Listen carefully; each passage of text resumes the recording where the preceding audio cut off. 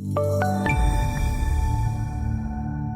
Virginia McGathey here on the floor at the CME Group reporting on the livestock market. Cattle was mixed today. The slowdown in herd expansion is the perfect counterbalance to the increased meat supplies in the cold storage warehouses. And it seems also that the trade wars is also hurting demand, but the counterbalance is keeping the market pretty steady. It's traded on both sides of the market, and we're still on the high average since the market has rallied over the last couple of weeks. So that's really holding up very, very well. Feeders were steady as well, maybe a little bit weaker. I think that some of the traders might be a little bit more pessimistic, but the packers continue to spend more money for that cattle. The summer is bringing some improved beef demand that we didn't expect, actually, interestingly enough. So that's kind of that's one little bit of a counter. We're kind of going back and forth here.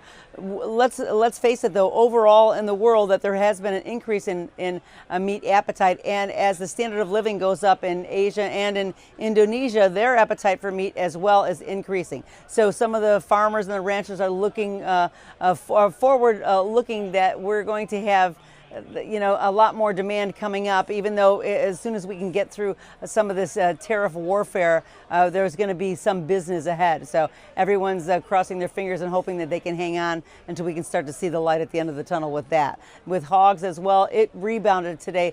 Thank goodness. The short covering really underpinned the futures. That oversold conditions has got traders' attentions, both the commercials and the non-commercials. And kind of what happened was they started to cover some of their short positions. I think at some point in time, getting below that 51 mark, a number that we haven't seen in such a long time.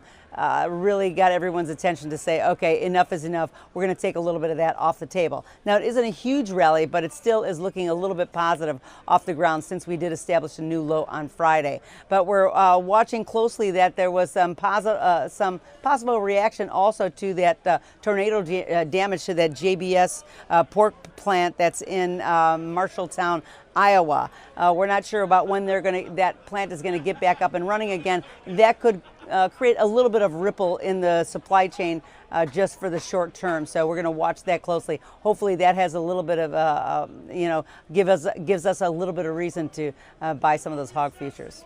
That's all from the floor at the CME Group here in Chicago. I'm Virginia McGathey.